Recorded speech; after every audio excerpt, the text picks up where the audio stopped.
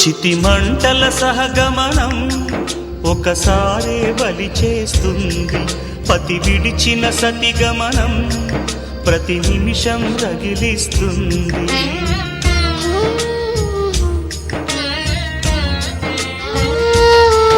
ఆ జ్వాలలతోనే జీవించేటి ధైర్యం అందిస్తూ ఓ బంధువులారా దీవించండి దీర్ఘ సహనమస్తు. నువ్వు రామా మాంగల్యమా వివాహపు వేదికలో నిన్ను ఉడేసిన నిన్నటి వేళ్ళకి విడాకుల వేడుకలో నేడు తెంపడం నేర్పడానికి.